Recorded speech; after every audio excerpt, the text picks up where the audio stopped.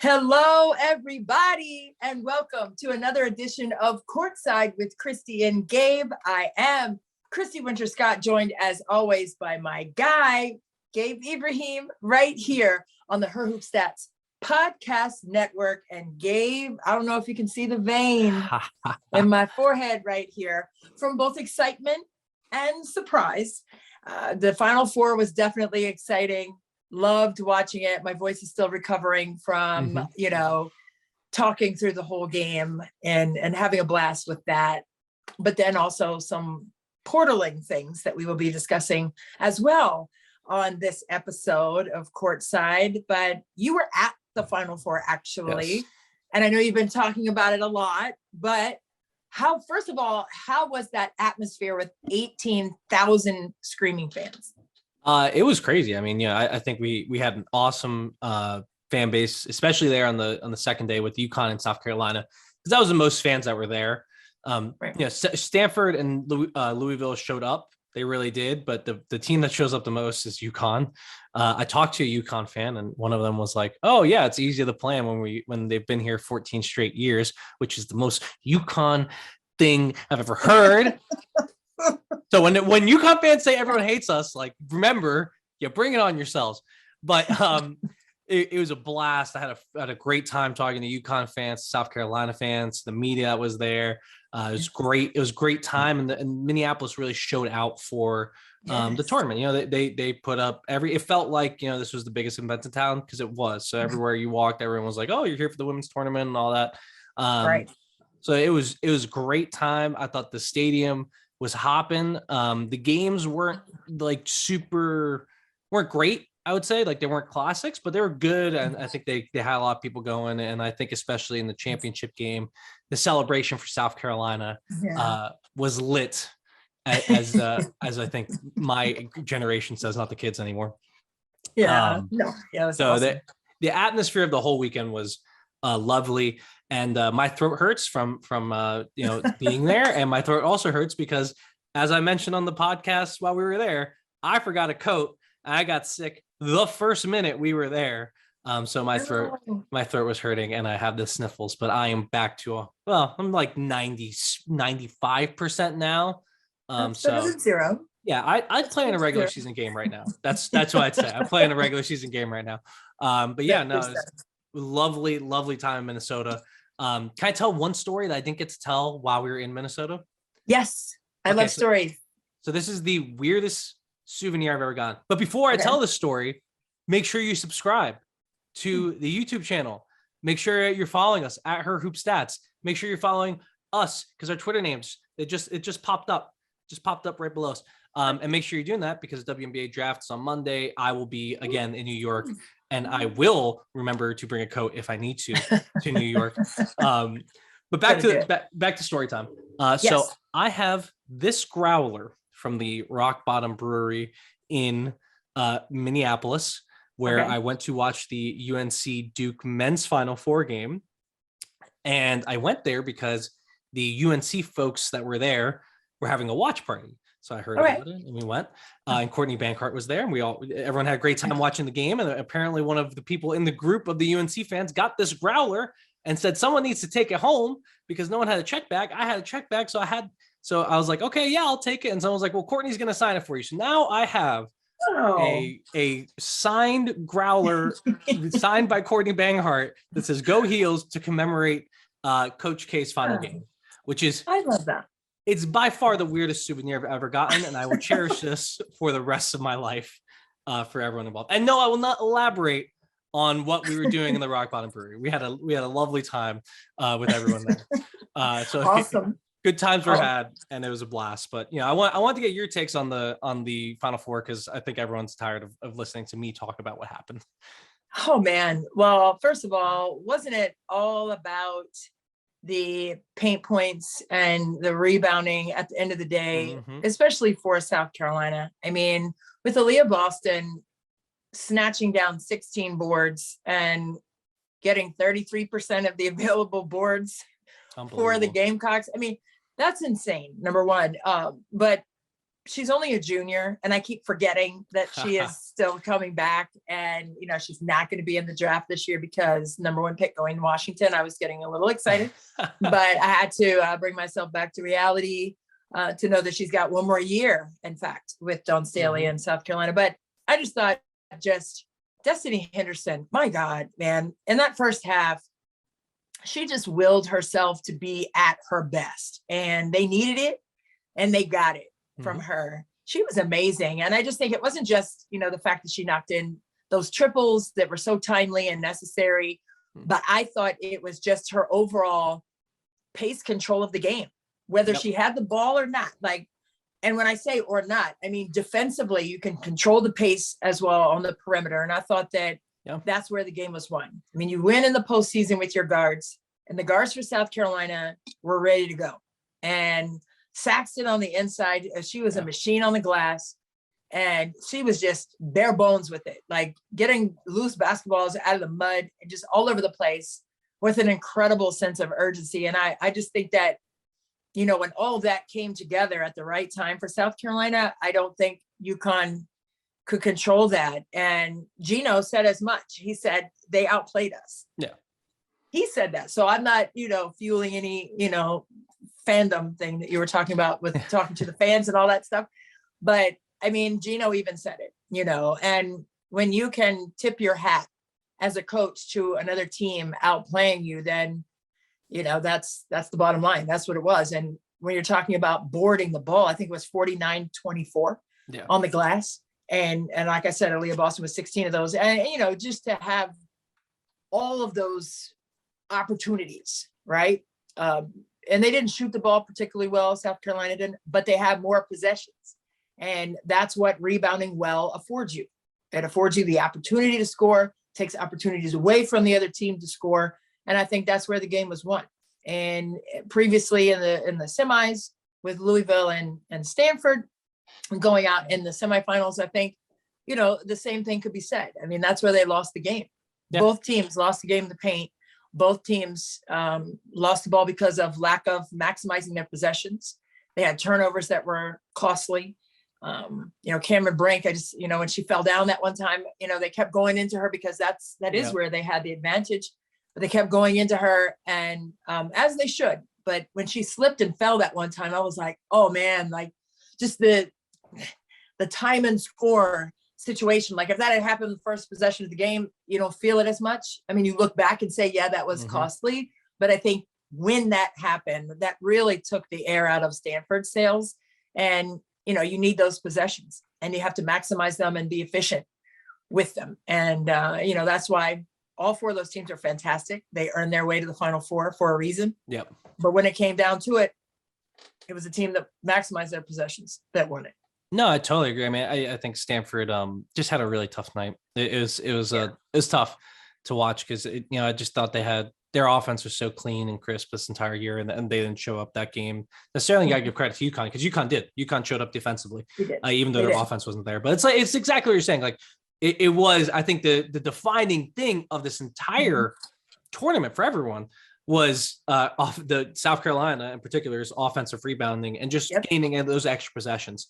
Because like you kind of alluded to, offense comes and goes in the tournament because we're dealing with college kids in a big moment with little time to prepare, who have been playing a ton of basketball in the last week, right? So those kind of things where your offense doesn't look as crisp, you're going to need to get those turnovers, you're going to need to get those offensive rebounds, and then you're just going to need to make your free throws as well. I think UConn really got to the championship by doing those things, making their free throws when Stanford didn't, and that's huge in this time of year. So it was, I think that was the kind of theme for me. I also watched a lot of South Carolina, as it turned out, this tournament, which is great because they won the championship. But I think it was awesome just to see Dawn get a second championship because that puts her into some elite company. I'm counting right now, seven women's basketball coaches have multiple NCAA championships. Obviously, Gino has 11, Pat has 8, Kim Mulkey and Tara have 3, Muffet, Linda Sharp, and now Dawn have 2. So it puts her. Wait, put a pin in that. I don't mean to interrupt, but I need to add that Dawn Staley broke the mold because she is the first Black woman or Black man to win multiple championships. So yes, while she's on that big list, she's on a list of her own by herself as a Black woman who won multiple titles. So continue. Sorry. That's exactly that. I think that was my next point. Or the fact that, the last 5 championships in women's basketball have been won by coaches and won by teams coached by women. So that's another, I'm pretty sure I just saw that. But it's huge. I think it's huge for women and Black women to have Dawn Staley be so dominant and to this is going to continue, right? So it puts her into that pantheon of great coaches, and she's going to continue doing it. So I don't know. I want, maybe that's a good thing to talk about here. Just your feelings about, seeing Dawn complete the mission, because I think we're going to look back on the season and say, well, of course, South Carolina won. But I think at times this year, it felt like they were not clicking at times, and she did need to get them back on track. And, she also mentioned that they did get a little bit more negative attention, because I think the question that in the season became, well, how does South Carolina not win a championship? Right. But even then, that when that target's on your back, that's tough. That's tough. And she kept that team focused. So I just wanted to get your reaction to Dawn's accomplishment here. Well, first of all, hats off, kudos, love her. And love what she's been able to do there. To win 2 championships in 6 seasons is tough by any standard in any sport. But for it to be Dawn Staley, I'm not surprised, number one, that it's her. But I think as Black women, she could have gone undefeated and there'll still be somebody saying, well, they didn't win by enough. There's always going to be negativity when it comes to Black women who are successful leaders. And I hate it. I hate that for her, but it also drives her, and it also drives all of us as Black women to be able to win anyway, right? And then for her to say after the game that, we won before we won. And I thought that was that says it all right there, because there are always, I don't care if you go undefeated, there's going to be somebody out there who hasn't won anything, okay, who's won nothing, okay, that has the most to say about Black women being out of pocket. For Black women, to show their passion, it looks like anger. And to go up against all of that and still win and shut the people up who haven't won anything, I think it speaks volumes for all of us, because she has done the thing that everyone wants to do.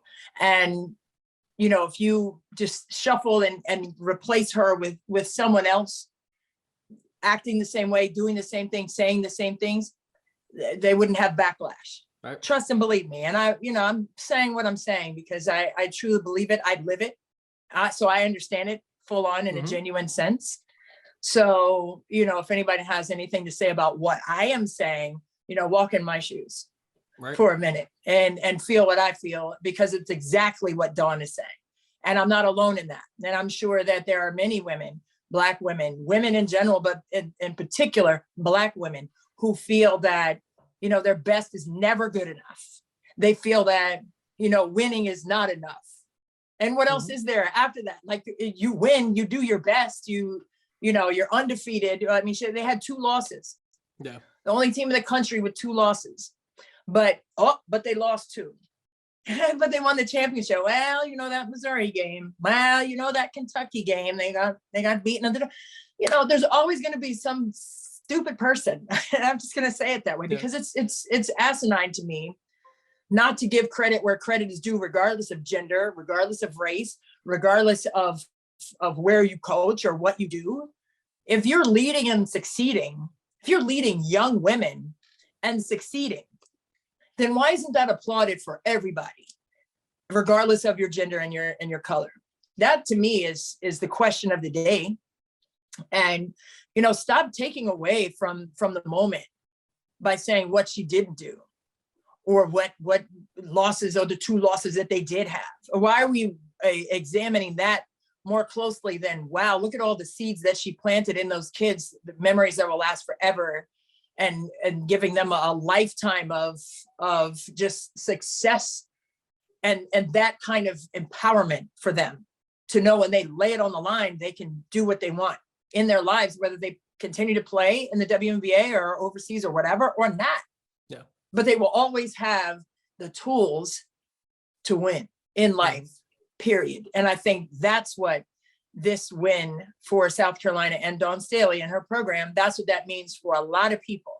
And it's not just the X's and O's of it. It's not just the tactical side of basketball, but I think there was a genuine societal statement that was made by Dawn Staley by winning the way that she did, in spite of negative naysayers and just people who have just never won anything. And that's what I keep going back to. What have you won? Like, you have to consider the source. She has considered the source and nullified it by winning the way that she did.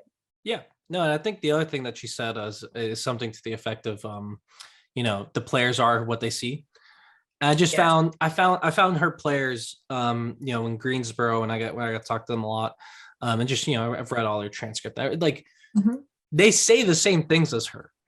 They like take on a bit of Dawn. It felt like it got more and more as the season went on. And what a person to take on some of that personality, right? Like what a leader to follow and to understand, right? And we have a lot of great coaches in women's basketball. Phenomenal. Great coaches all around. Courtney Banghart being one of them. But just like Dawn, I feel like Dawn really, I think one of the reasons she's so successful is she connects with players on that level of, hey, we're the same. And then also on the level of like, I'm going to make you better. Like, you're going to come here and you're going to learn not only how to be better on the basketball court, but how to be better in life. I think, the way that team carried themselves this year was maybe the most impressive thing about them. To me, they have an all-time resume. Yes. They have an all-time resume. Obviously, Aaliyah Boston had one of the greatest seasons ever. Like, we're going to put her in that little small pantheon of players that have done it. They kind of just carried themselves with this, the confidence, right? And just a ton of things that you get straight from Dawn that comes right down to the players, and you saw it come through.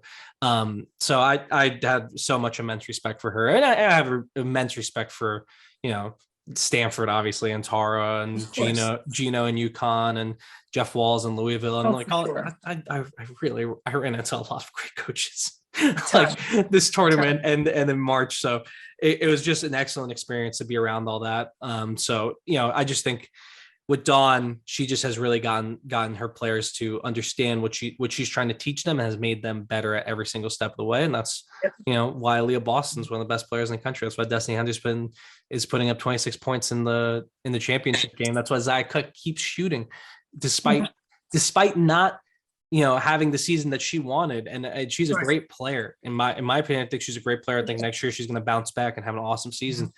But her shots weren't falling, and she kept at it, and she kept going, and she kept shooting what they call the expected shots, which set up those offensive rebounds, which essentially won the championship. And to have that sort of mentality come straight from Dawn.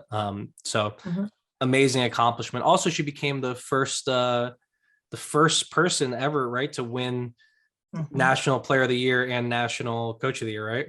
Coach of the Year. Yeah. It's just phenomenal. When you have, I personally had one of my best friends, Samantha Whitfield, but her maiden name was Nichols. Anyway, we've known each other since the 7th grade, and she texted me and she was like, Dawn reminds me of you. Oh, really? Like, on the sidelines, just how intense she is, and it's not, when she's intense, it's not necessarily, I don't know. It's not necessarily negative when you are talking to the kids, but she is just locked into the moment. So I took that as a huge compliment because, not a lot of people know me, like for me, like me in general. And I don't know, just, I'm not, like I told you that before, I'm not like a Phil Jackson kind of person, when it comes to coaching. I'm like active and animated and everything like that. And I think that's what, the kids feed off of that. And I think that's what you're saying too. And it's not just the individual meetings that she has with the players and saying, these are the expectations we have for you and your role. I think it's just in general, like when you see your coach who cares, who wants you to succeed. And I think she said that there was a lot of pressure before she got into coaching, knowing that she had the responsibility to bring successful memories and moments to those 18 to 22-year-olds. And for me, it's 14 to 18-year-olds. So it's like the mission is the same. The ideals are the same. And I don't know, I think, the energy has to be there for those kids. I mean, you want it so badly for them, and not to say that other coaches don't want it for their kids, because you absolutely do. But I think with Jeff Walz, that's why I asked him in the post game when they won the Elite Eight going to the Final Four, we were in Wichita. And I said, you've been there before, but what is it like to see it through the eyes of your players? Because that's what it's about. I mean, you have your own moment and you have your own snapshots in your mind, but now you're watching these kids have the best moment of their lives. Like in that moment, like, what does that feel like? And I really wanted to know from him what that was. And so, because that's the first thing I think about. If there's a successful moment for the team, I'm seeing how the kids are crying, tears of joy, and like how they're experiencing the moment. And I think that's what means the most. And that's what Dawn Staley said as well. So we're on the same page with that. Yeah. And for one of my best friends for years, to say that she reminded me or that I reminded her of Dawn or vice versa, whatever. I mean, I hold that in very high regard, and I tuck that away because we want the same things for these kids. It's not about us. Like, we want the same success for these kids so they can fall back and know what they can do to be successful young women in the world. Yeah, no, I think that's a pervasive attitude in women's basketball. I mean, we had the coaching event up there in Minnesota, so I ran into a ton of coaches, and it was just kind of like that attitude of like, everyone wants to succeed and do their thing, but they also, it has to be about the kids, because if it's not about the kids, guess what? You're not going to succeed.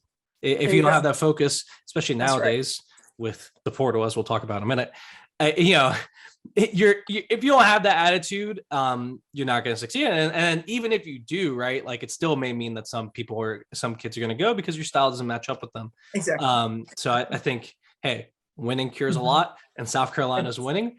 Anything that you have, if you have criticisms of other coaches, I'm sure you would have some of Dawn, but right now Dawn's doing a great job because everyone's happy, everyone's winning, and everyone's playing perfectly. Like, they're playing the way they need to, even if shots don't go in or turnovers happen or whatever. Like, they play the way they need to, and they play for each other, and that's why they won the championship. And I think they're gonna be back. I think they're gonna be back. You want to know why? Because Aaliyah Boston's coming back, and she's the best player in the country still. So we may just see another year of this. Also, Victoria Saxton's coming back, who she was huge. I think the only player, Lily Grissett's leaving, and you can't. Lily Grissett is a big part of what they do at South Carolina. True. Huge glue piece. She does all the handshakes before the game. She plays some. And she just kind of keeps that going, right? Like, you need that. You need that to have such a great team. So they lose her. I think they may lose some other pieces. They're obviously adding some more pieces too. But also, one more thing I want to mention, I just really love that Dawn was very adamant about bringing up Lamont Paris, the new coach of South Carolina's men's team. Yes. To make sure that, the fans knew that, hey, I have his back, and y'all got to give him the same time that y'all gave me to succeed. Exactly. I thought that's huge. That's huge for Lamont. And I think that's also just shows you, like, this is a women's basketball school first at South Carolina. And if the women's basketball coach says that you're all right, you may just be all right. So hopefully, I hope he succeeds. I hope South Carolina does well. Although not that well. I don't want having Dawn and Aaliyah and everyone there is enough. Like, we don't need South Carolina winning too much more. Do you want to talk about the transfer portal? Oh, man. Do we have to talk about the transfer portal at some point? Would you like to do it now? We have to talk about it because it's right in front of us. It's the pink elephant in the room from today. I mean, oh my gosh. And I think, it was at the Final Four, questions were asked, and you were there. You were in those press conferences, and the coaches were all asked about it and how it's changed the landscape for our game. And I think it's, for men's and women's basketball, but boy, it is really, we just have to start where we are with it. I mean, we're local, and And it's, If you can tell, if you can't tell from the Maryland jersey hanging behind Christy, we got to talk. Although I did want to mention though, like just first off, like it's a crazy amount of kids in the portal right now. So we obviously don't have the entire list. I think someone said it was like over 1,000 at some point, which is ridiculous, which is crazy. Raul at WBB blog, who that's the source that I follow for all of this. He has, although this is old, so I gotta find the one for this year because he had 970. No, that's right. Okay, yeah, it's 2022, right? So that is 978 players in the portal at the moment. And now let's clarify. So 970 kids in the portal, all D1 kids, or this is multiple? This is D1. Multiple levels. This is just D1. Just D1. Wow. Yeah. And I saw a stat today. I don't know how much to believe in this. It was from a blue check mark on Twitter. They retweeted a slide that said like 28% of players who entered the portal last year ended up at a different D1 school. So, it's not guaranteed that, you end up there. I mean, some of these players are grad transfers. Should be mentioned. Like still. So there's 276 here, according to WPP blog. That are grad transfers, and that's a little different, right? Because like, for example, Mimi Collins at Maryland, she's transferring to go to a different program to continue her studies. So it's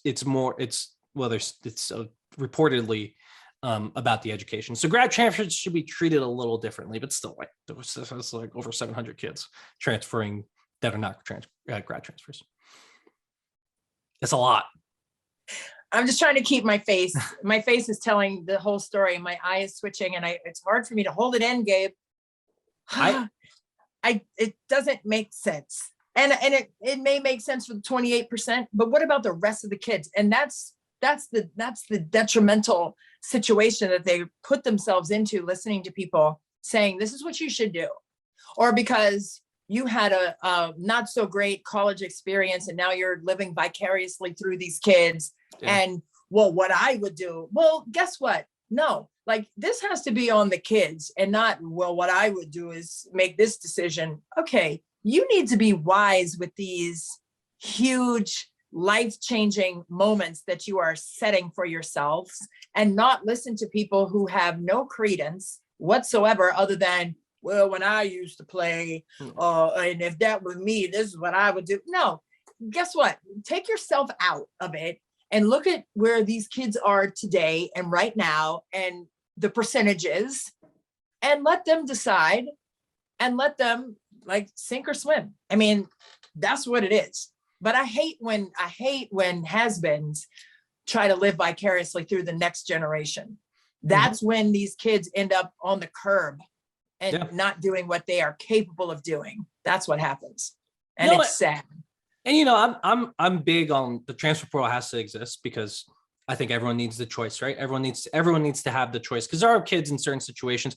For example, let's take Kirsten Bell, just one example of a player who was at Ohio State, her family moved and she wanted to be close to her family, and the portal allowed her to go to a school. Or like Kayana Traylor, who was at Purdue, ended up in a great situation at Virginia Tech because she went into the portal, right? So it's like I think it has to exist because people need choices. But I'm with you. I think there needs to be just a little bit more education and a little bit more thought and just like guidance here from I don't know who it comes from, right? Because it's like, well, your college coach can't really do it because if you're transferring, potentially one of the problems is your college coach, right?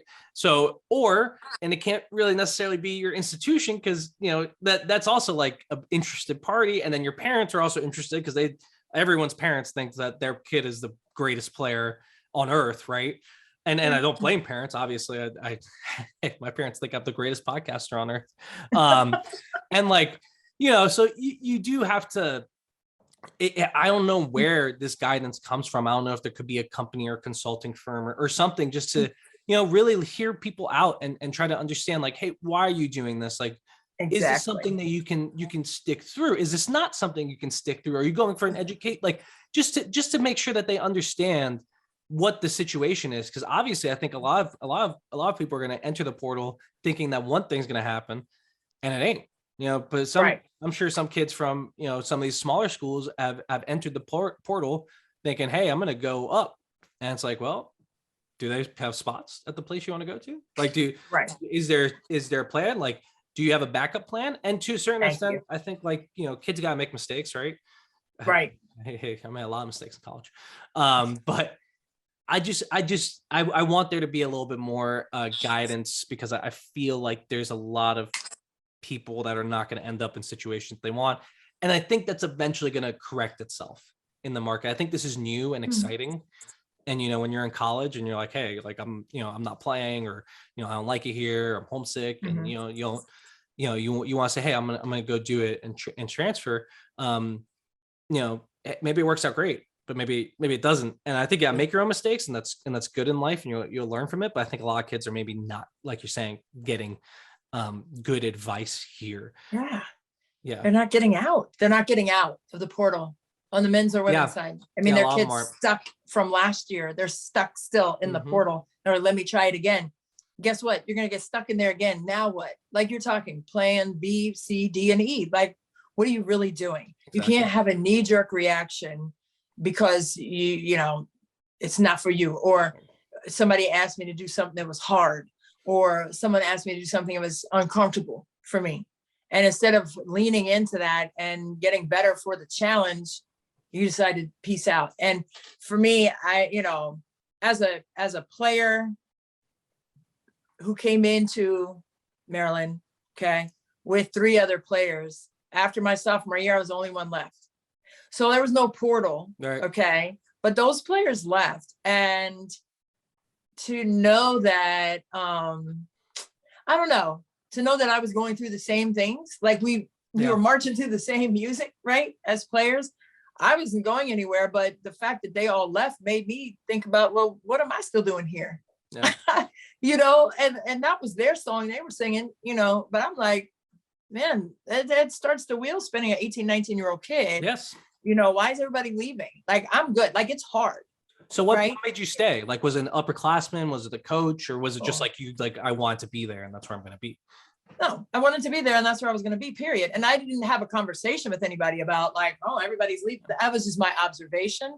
So it wasn't like I called a meeting, and I probably talked to my parents about it, but I wasn't going anywhere. But I was like, wow, I'm the last one left, and it was looked at differently then, because it was like, wow, how could you do that?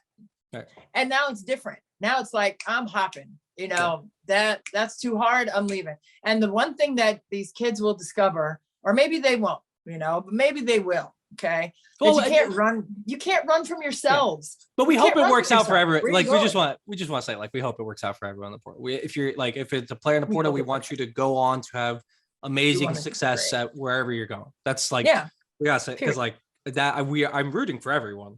Truly. Yeah. Same deal. I want them to be successful, but I will say, you can't run from yourself. Right. Okay. If you bring your same stankness in terms of attitude and lack of adjustments, and, not wanting to, push through difficult assignments, and maybe that's out of your wheelhouse, and maybe that's not comfortable for you. You're going to be asked to do that wherever you go to. Okay. And then wherever you go, there you are. Okay. And I know that's cliche, but look, at some point, you're going to have to adjust. At some point, you're going to have to look yourself in the mirror and say, you know what? I got to buckle down and lean into this. This is hard. This is difficult. This is a challenge. And then be better for it. And I want everybody, trust and believe, I want everybody to find success in the game of basketball, because ultimately it'll translate to life. And I want them to be successful with whatever they do. It's just a concern for me that it's become, we're numb to it almost. We're numb to the portal. We're numb to people changing 2, 3, 4 times. Looking for what? What are you looking for? Like, what you're looking for is in the mirror. Point blank, period, the end. And I said what I said. What you're looking for is in the mirror. What you're looking for is a way for you to challenge yourselves to be better wherever you are, right? If you're on your 4th or 5th school, okay, guess what? You have a different uniform, maybe a different number and all that, but guess what's the same? Right here, right here and right here, right here, right here. Your heart and your mind are going to be with you wherever you go. And if you can live with that, you know, being at 5 schools, but I couldn't do it. No. Well, so, and I'm not poo-pooing on anybody's decision to do it. I'm just saying that was not for me. That was not for me. And I've said it on broadcast before, like, how are you going to play against your teammates and you are on a team within the conference? Right. Like, to me, I couldn't do it. That's just me though. And I probably am on an island, you know, or I'm, you know, maybe I'm alone in that, but I would not feel like I could have the same energy and focus. I wouldn't be able to do it. I don't know how they manufacture that or compartmentalize in order to do that. I couldn't do it. It's just tough because I think for like a senior or grad transfer, really it's a little different, right? Because like when you're the difference between a college freshman and a college senior is a big difference, right? It's a big difference. It's a huge difference in the person and who you are and like how you understand yourself and how you interact with the world around you. So my bigger concern is those freshmen, right? Because like, you know, if you go into the portal and you can't come out, you've just like, you've ended your college career in your freshman year. And that's my problem. Like, I don't care, you know, like, hey, man, look at the Miami Hurricanes on the men's side. Everyone on that team was a transfer. Charlie Moore has played for 4 different schools. Wow. And he found the home in Miami. So it worked out, right? Like there's a success story that it 28%. Right. But it worked out for him because he eventually found himself. And who's to say, like, if he hadn't just stuck it out at, I think he was at Kansas to begin with, like if he hadn't stuck it out at Kansas, maybe he's in the same position he was in Miami, because Miami lost to Kansas in the Elite 8. So like, and Kansas ended up winning the championship. But, you know, I think like everyone has their own journey and everyone has to figure it out on their own. And I understand like you're going to make mistakes and stuff. I just really hope that the transfer portal is just a minor mistake, if it is, right? Like that's all I hope for is like, hey, maybe I think like you should stay at the school or whatever, but that's not on me. Like that's your life. But that's right. If it ends up being like, hey, I had a scholarship and now I don't, and now my education is messed up, that's the problem, right? Like that's where my situation comes in. So Same. I don't know. I'm all for it. Like, you know, everyone can go back and listen to all my comments about the transfer portal. I'm team transfer portal. I'm team transfer. I'm team, you know, do what's best for you and live your life because that's important. And, you know, I made a ton of mistakes. Remember, I'm a lawyer and now I'm doing this. So like, I get it. But I just hope that, you know, there's not people like pushing kids the wrong way, like you mentioned at the top. Like that's where it really comes in for me. And I really hope it works out. I just saw that my girl Taylor O'Brien from Bucknell, she's a grad transfer. She was awesome last year at Bucknell. I hope she gets a chance somewhere. That she's in the portal. And you know, I hope it works out for everyone. That's my overarching theme here. But we should talk about some of the players that are actually in the portal. Like you mentioned, we got to start with Maryland. We got to start with Maryland because there's 4 players in the portal from Maryland: Angel Reese, Ashley Owusu, Mimi Collins, right, is in the portal. And then who am I missing? Well, Diamond Miller is having surgery on her knee and she's Diamond out Miller. For 6 months, but she's not in the portal. But she says she's going to be ready for the season. I think I'm missing one other person. I'm sorry to that person, whoever. From Maryland? Oh, was it? I know it was the shooter, number 13. Yeah. And I don't have it in front of me. Number 13. It's okay. Actually, I can pull this up. Pull it. Because that was a late ad as well. Yeah. And then they put Shanice Lewis in that as well, but I thought she was out. So she's I think she can grad transfer, and I think she also she may have a waiver. Okay. Also, she's from Miami, Florida. So Shanice. Oh. Come on down. We have an excellent communications program. I don't know if you're into that. Kozlova. Yeah. That's right. Kozlova went in the portal too. Yeah. I mean, the headliners here are Reese and Owusu, 2 local kids that came to Maryland with great hype. You know, Reese had a huge year and got much better this year. Owusu had a big sophomore year, less not as good junior year, mainly because of injuries. Both those players have dealt with injuries in their career. Maryland, those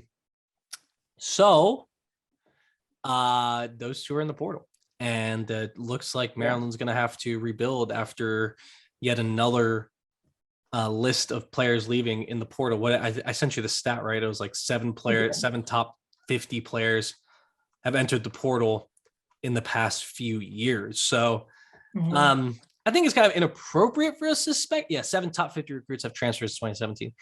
It might be a little inappropriate for us to speculate as to what's happening, but where does Maryland kind of go from here, I think, is the question. Man, I don't even know if I can make a comment, because I honestly, in the last 48 hours, this has been shocking. Yeah. I have to say it that way, because that's how I feel. So that's why we're here, right? It was quite shocking. And then the reverberations of not just Owusu going, but then Reese going, and then Mimi Collins going, and then Diamond Miller with the knee surgery out 3 to 6 months, and then Koslova going, and Shanice Lewis going. I am going to take it into consideration the way Brenda Freese is feeling right now. And every time I think about that, it makes my stomach just turn, because I know how hard she works. I know the effort that she puts in with recruiting, and everyone that has gone there has said, it's the family atmosphere. I've been at practices. We've been at practices, games, obviously, interacted with these players and coaches, and just no inkling of dysfunction or anyone, having issues. I don't know. It was the same with Mike Sell in Austin, and for me, I just reflect on what that felt like. And it feels the same. Like I didn't see it coming, for any of them. So it's unbelievably frustrating. If you're a Maryland fan, I'm sure. I know that someone on Twitter was requesting cookies be delivered their way, because they're just, I don't need a hug, they need cookies. I don't know who that was, but I was like, man, everybody's feeling some kind of way about it. And it will be an entirely new team.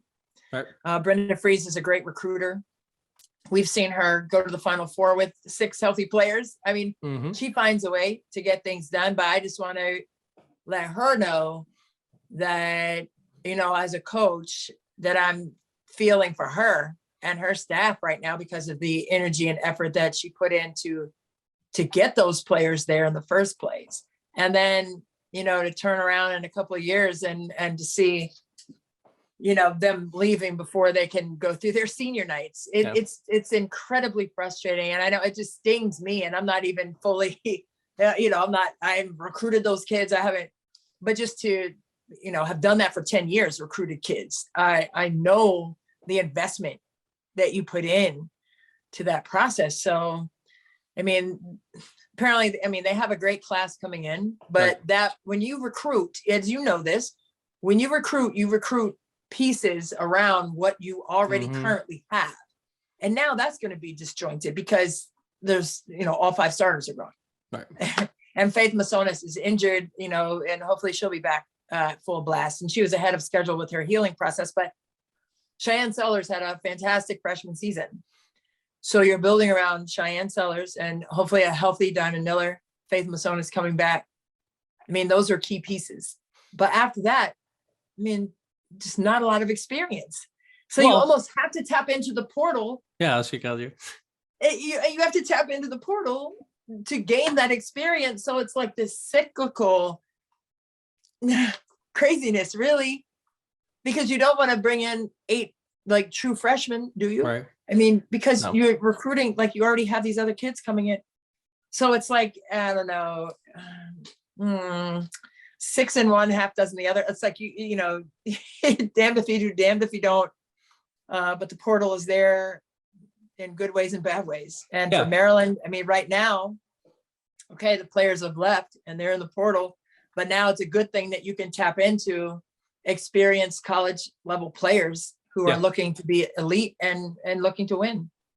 No, and I think Maryland's one of those schools that, I was mentioning, like there are kids that want to transfer up, and there's not many better schools than Maryland, right? And I'm sure she's gonna be calling Brenda, as you mentioned, great recruiter, so she'll be calling around, and talking to Sharika Wright from UT Arlington. And it was me and Daniel Matata. I don't know if I just pronounced his name right. Let me know. Dana listens to this. I'm gonna see him this weekend. But we were talking to her, and she was like, "I keep everyone's number. If I recruit you at all, I keep your number, because I'll be watching the portal. I'll be giving you texts or whatever to make sure that if you want to land somewhere, you can land somewhere." So I'm sure Brenda has that. I just wonder, like, how is this going to change her recruiting process? I think Coach Yo at Ole Miss mentioned, like, you got to change into a more 2-year plan rather than a 4-year plan. Interesting. But it's also like you almost have to recruit. You're not necessarily recruiting just the most talented players, and I think we all talk about fit and culture, but in college, like, you really aren't. You almost only have to aim for the most talented players, because that's the players you need. So I don't know if there's going to be a change, not just for Maryland, but for every school, of like, do we have to change the way we think of this? Like, do we have to find the kids? Like, is it more so like, hey, here's a list of kids that will fit and want to play under my coaching style according to, their high school coaches, their parents, and them, and then bringing those kids in. And then on the other side too, like the recruiting process for the player, I think you got to start thinking more about, do I want to play here? Like, is this a style of coaching that I actually like?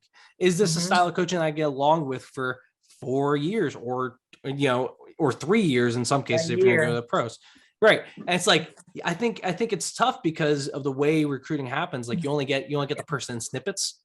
And they're selling to you, right? They're trying to sell their campus, trying to sell themselves, they're trying to sell their experience and what they could do for your career.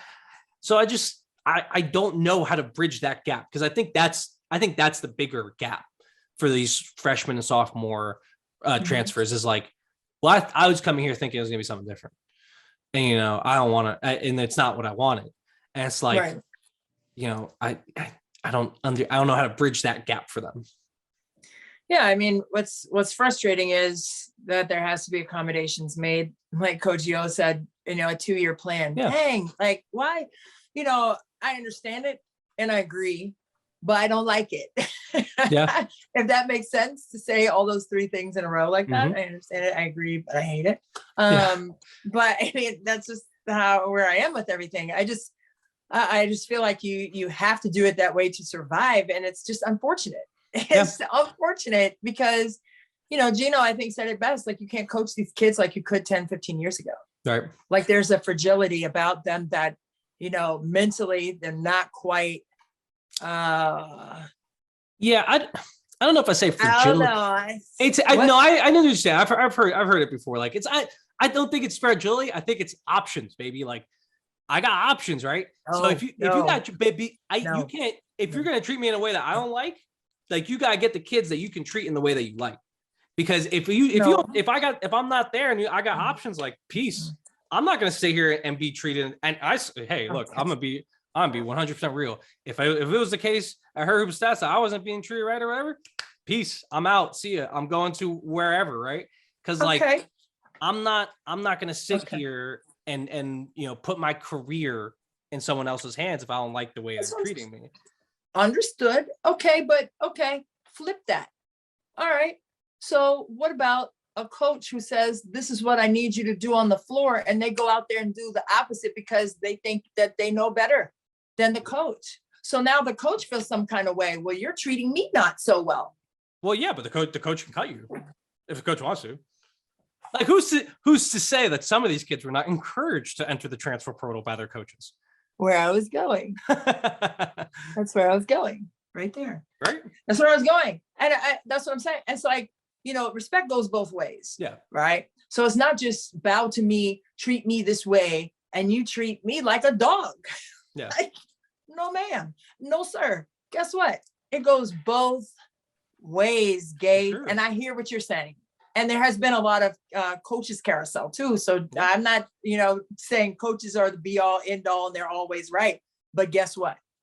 There are some players who feel that they are running the show. Sure. And guess what? You're not. Guess what? You're there for 4 years. The coaches are going to be there long after they're there before you. They're going to be there after you. And while you're here, you adhere to the coaching style and philosophy and culture of this program. And if you don't like that, then yes, you have options. But guess what? The fact that I said I didn't like what Coach Yo said is because, you know, I agree and I understand. You don't like the concept that they have to. I don't like the concept because now you're lowering the bar to meet them where they are instead of keeping the bar where it is. And this is what this game means. This is what this program stands for. And if you don't like that here, then try it somewhere else. No. And then guess what? You're not going to like it there because you're there again. And then you're going to go somewhere else. And boom, you don't like that either. Because guess what? You're bringing the same stank fortress around you. Like they're going to do what I say because I'm saying it. Guess what? No. Okay. And I'm not mad about that. And what I'm mad about is lowering standards to meet kids where they are. No, that's going to change the game for the worse. Okay. You need to rise up and meet the programs and the cultures that they are presenting where they are so that you can be better. Okay. And if you don't like being asked to do things that aren't comfortable and there's always an answer or, but this was happening and there's all this talk back and sass, like, where did that all come from? Like, what is that about? It's insane to me. Like the respect that you give your coach, the respect that you give a program. I mean, to me, that was the be all end all. And was it easy? Absolutely not. But am I better for leaning into that and going through that? Absolutely, yes. Yeah. And I don't know how else to say that. I'm just speaking from my own personal experience, you know, as a player and as a coach and as a mom. Like, I'm not going to lower my standard to meet you where you are, right? There are certain expectations and levels of respect that are, that should be a given. Yeah. And I think that goes and then changes need to be made. And that goes both ways too, right? Like that does. Right. Like the coach, you don't have to necessarily change yourself, but you do have to respect. I think nowadays, like, you just can't, like, players aren't going to just buy in because you're the coach. I think that's fair. I think that's fair. I don't like that, Gabe. Why not? But why is a coach? But why does a coach get that and the player doesn't? If the player, if the player can what just the player is doing. But what do you mean buy in? No, I'm saying you're not going to just get a player to respect you and buy into what you're trying to do as a program just because you're the coach. Why not? If that wasn't what you told them was exactly going to happen in the recruiting process, why do you think it was? But I don't know, because that's what I'm guessing is happening. Because that's points, right? Like that's why Dawn. I was listening to Dawn how she recruits. Like Dawn was like, I treat them exactly how I treat my players when I'm recruiting them because I don't want them to come here and it's different. So and that's why it seems like they don't lose that many players, right? So I think it has to go both ways. I'm not saying anyone's right or wrong. I don't know what happens in these programs. And you know, for all we know, right? Like Ashley Owusu and Angel Reese are transferring because they want to go to South Carolina and win championship. That's a rumor that's out there, right? So it's like, okay, well, that's a little different. Then we're talking about something that's a little different about your goals in life. If you want to go somewhere and win a championship, hey, LeBron did it, and like, good for LeBron, right? And good for me, right? I have the championship hat somewhere behind that back there. Yeah. So like, I get it. I understand. I think you're right too. I think there's some of these players that are going to figure that out later in life. Yes. Wait, it turns out all the college basketball coaches are to a certain like degree the same, and you're going to have to change your attitude a little bit and you're going to have to grow up a little bit. But at the same time, I do think there are some coaches that, hey, maybe you got to change what you're doing and understanding and being more straight up and honest with them. So I think it cuts both ways. I think it's fair. To me, like, I don't just buy into like someone saying like, oh yeah, hey, this is, you know, ESPN or whatever. Like, I don't care who you are. I don't care what organization you are. You got to treat me with respect. Like, not like, you know, kiss my butt or anything. Like, no, right. No. And you're right. You're right. A lot of these kids have had their butts kissed for a very long time and they gotta get out of that. But like, I also think like I need to be treated with a certain level of respect and dignity that perhaps coaches in the past didn't always extend. I think both those things are I think there will, like I was saying, like there's going to be a market correction because some people are going to end up in places they don't want to be. There's going to be coaches that end up fired. There's going to be a market correction here in the next 5-10 years where we're going to. Of course. I think we're going to see less kids in the portal, to be honest, in the future. Well, I think so. And I think they need to go ahead and put the year that they have to sit out back into this transfer portal decision, because I think a lot of them will stay there because players want to play, period. And, unless there's an injury, they want that year to recover. Okay. But I mean, we saw that happen with Ellie Petberg when she transferred from Notre Dame to Indiana. Yeah. So she had that year to recover from her injury. So it just made sense. So sometimes it makes sense for you. But my thing, I mean, if I get recruited by a coach and they take me to practice, I see how they coach. I hear what they say. I see what they're doing. I watch the players. I see all that too. And if I get there and it's different, I would have a problem with that. But if I'm seeing it genuinely and that's what I signed up for, you signed up for that. You saw it. You were there multiple times. You understood the expectations. And then now it's too hard. That's how I see it sometimes. Or that's a lot. Yeah, I would like that. I would love to start a blog of something, or like I want to get everyone's reason why they're transferring. Like that's what I want to do. I want to get everyone's reason as to why they transferred. Like honestly, like I want to start like an anonymous, like I don't know, like remember like when we were when I was in middle school, we had like this anonymous post board that you could say whatever you want. Like that's what I want. But just for Can we get that? Just for kids in the transfer portal to say like exactly why they're transferring. You don't have to put like name the coaches or whatever. Just like I want to know why, so we get more of a clue. But the only way I'm good with the 1 year wait period is if coaches also have the 1 year wait period. So if you want to go change jobs and get paid more and do all that, guess what? You guys sit out a year too. You guys sit out. I think they would do it. They would do it. Then let's do it. That's cool. Be out there golfing and like watching movies and like chilling. Let's see how the coaches do it. Let's see how the coaches do it. Because if you want to move up in this business, that's what you got to do, right? Like, and that's what I think. I want some more. I'm with you. I think it's too much. I think there's a lot of kids getting bad advice. I think there is a change in the generation of my generation and younger, of how we think about things like this. Yes. But at the same time, it has to be equal for the coaches and the players. I think that absolutely has to be equal for the coaches and the players. Because I hear what you're saying. I hear what you're saying, but like strategically, I don't know if that would work the same way. No, it wouldn't. It wouldn't work. I mean, just contractually and with schools and ADs, I don't think they would go for that. It'd be so funny though. It would be, but I think that coaches would be all for it if they could somehow find a way professionally to get that done. They wouldn't mind that. And sometimes it's not necessarily a move up.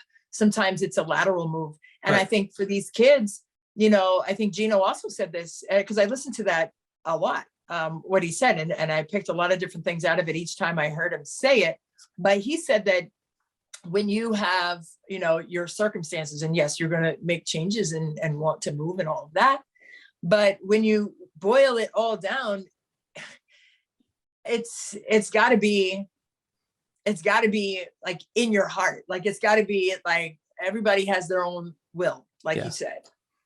But it's got to be an understanding, that you have with yourself that, a lot of those kids that transferred from UConn in the past never played for a top 10 team or found success. Mm-hmm. And I'm like, well, so it's not always moving up, right? Sometimes it's lateral moves. Sometimes it's, if the water's too deep, too deep for you. And you gotta go somewhere else. Well, I think a lot of kids though too are like in the Kirsten Bell, Elena Deladon situation where it's like I want to be close to my family. EDD transferred from UConn and had an amazing run at Delaware.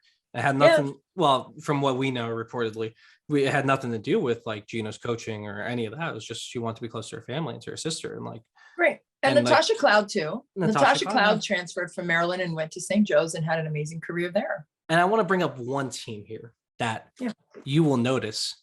I'm gonna double check this to make sure.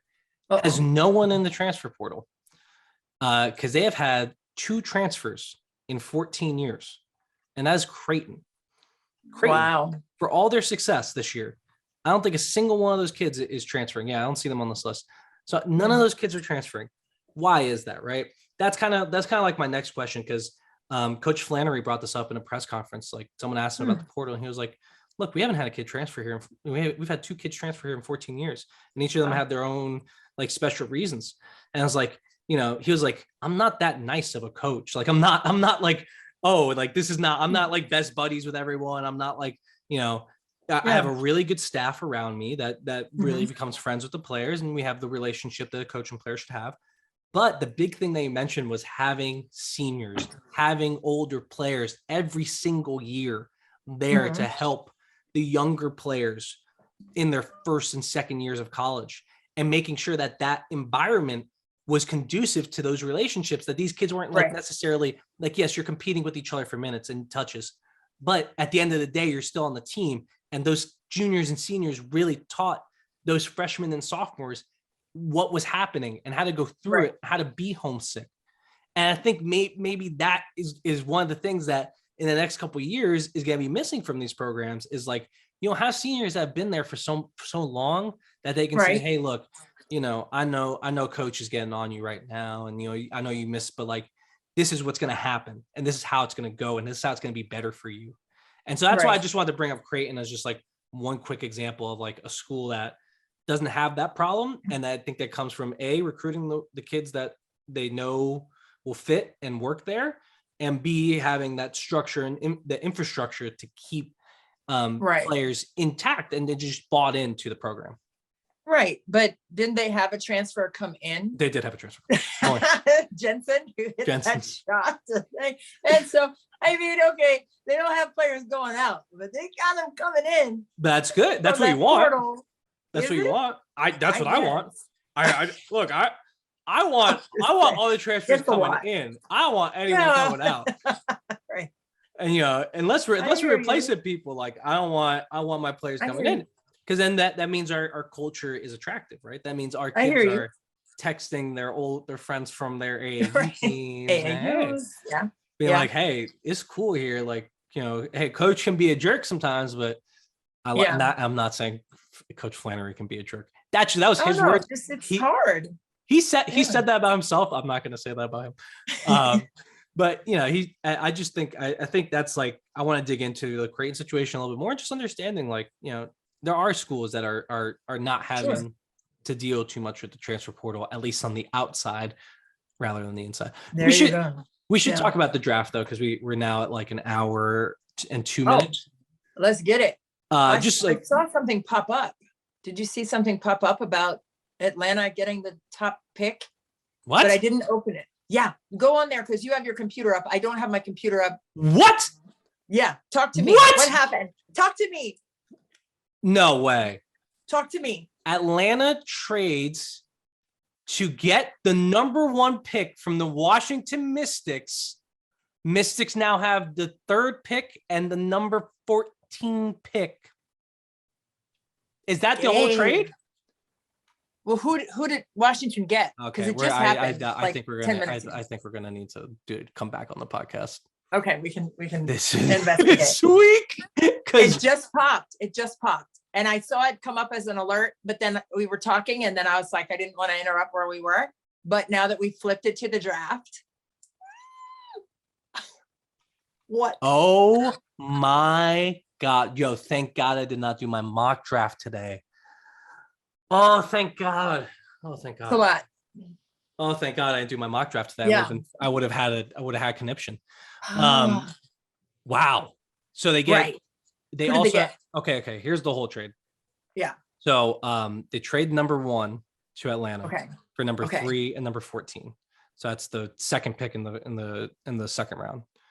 Round, yeah. Oh, and that's sneaky. Mike Tebow, I saw him at the USAB practice, and we were like, hey, so just talking about, what's happening or whatever. And he goes, oh, we're going to go to the combine here. And I was like, there's no 1st round picks at the combine, and y'all don't have any 2nd round picks. He's like, yeah, we don't have any 2nd round picks. We're just going to go and, have fun. I was like, See, he was trying to tell you without telling you. He was telling you. He was. No, he wasn't trying to tell me. Mike would never tell me anything. No, he wouldn't. I love Mike. But no, he was. But sorry, the big part is the 2023 first round swap, which is huge for the Mystics. Because if the Dream, who have not been good for a long time, are worse than the Mystics, they have the right to swap up into next year's draft when Aaliyah Boston, Haley Jones. Wow, folks. Wow. Okay. I need to take, I don't know. I need to go for a run. I'm freaking out. Oh my God. It's a lot. Yeah. I saw it pop, but I didn't open the article, so I didn't see the details, but oh boy. Oh no, it's a Sparks pick. Talk to me. Talk to me. Yeah. So Washington has the right to, that's not as good. I don't know. I need to marinate. I need to marinate. I'm sorry. I'm just speaking now. Well, folks, draft's on Monday. Yeah, and I'll be at the draft party. Are you going to the draft party for the Mystics? I'm going to New York.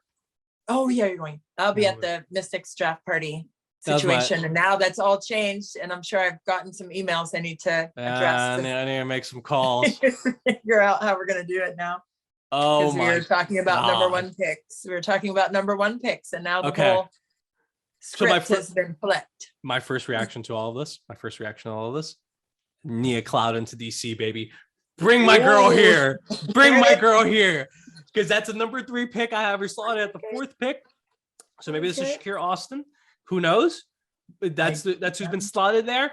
I think it's Nia Clouden. Well, I don't know if they need a guard. I don't know what's happening. Oh my God, this is crazy. Yeah, okay. This is mind-boggling. Drafts on Monday. Drafts on Monday. I had something to say about the draft and I totally forgot what I was going to say. Because of this whole thing. Yeah, I have no clue what I was going to say. Do they even have 2 spots for another pick? I don't even know. Like the 3 pick that changes everything. Like, it's 2 picks. Depending upon if Nalissa Smith will probably go number 1 now, right? To Atlanta. I don't know. Why wouldn't they take her? It could be Howard. Well, it could be Howard or Smith. Well, Howard, yeah. It could be Howard or Smith. I think they'll take Smith. They'll take Smith. I thought yeah, Washington would take Smith. Nalissa Smith from Baylor. So my whole thing with Washington was they're going to take Howard because she's more ready to contribute on this particular team, and she has a kind of skill set that fits in. Because Maisha's a 4, Elena is a 4-5. Like they had a lot of players at the 4, so it was stocked up Smith's development. So my thought was, okay, Howard fits everywhere. So as soon as she can fit in the top, in the backcourt early in her career, and then as her career goes on, you can find the right spot for her. Mm-hmm. Now, though, I think you're right. Like, I think the higher ceiling player is probably an Alyssa Smith. Yeah. Now, this could also be a thing, too, where, like, the Mystics know that, like, the Fever are going to take someone that is unexpected, and they have a beat. They have a beat on that. If you remember Marianne Stanley and the T-Bows. Hall of Famer. Marianne Stanley, and Lynn Dunn, also Hall of Famer, right? Yeah. Those are the Hall of Fame. Oh God, I need a lot to process. I cannot believe they did this to me. To me, particular. At least we have some days to process it. But that's a big move. Right. That's a big move for the Mystics and the WNBA. Oh. Well, we'll wrap. Right? Wait, let's make our predictions. Let's make our predictions. Predictions. Your prediction is Smith goes first. I say Nalissa Smith, and then if Washington has the 3rd pick, I think they'll go with Austin. Okay, so then we're going Howard second. Second, yeah. Howard second. I think those 2 go 1, 2, no matter what.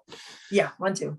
Okay, so then our 3rd pick. So you're saying who? To Austin? I'm saying Shakira Austin. And I know you went with Clouden. It just depends on what he wants from that spot. I gotta see the depth chart. I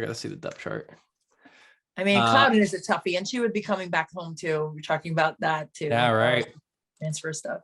Well, and like Cloud and Atkins are in the backcourt. Obviously, we all know this. I mean, Austin would fit in nicely as I don't know. I think they need more size. I think they need more of a guard. I think they need more of a bench scorer. Then they do. Then they need a bench scoring backcourt player. Then they need a center. Okay. And to me, like Nia Clouden is a dead ringer for Kelsey Plum. Yeah. So bring my girl here. Bring my girl here. You just want Nia Clouden to come back home. And I want to be, you know what? I love Nia Clouden. I really love her as a player, but I want to be right. Okay. I want to be right. Okay. Yeah. And I've been saying this, and you know this. I've been saying this for a while. Bring her home.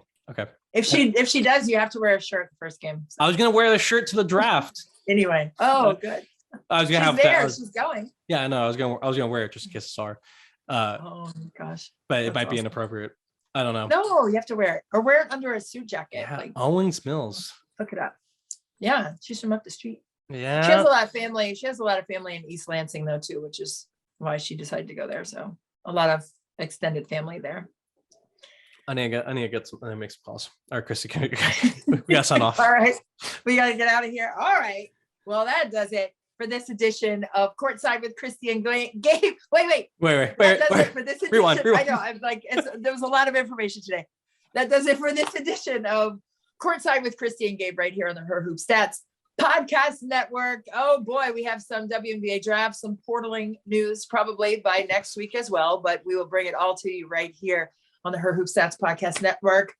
For Gabe Ibrahim, I'm Christy Winter-Scott, and we will see you next time.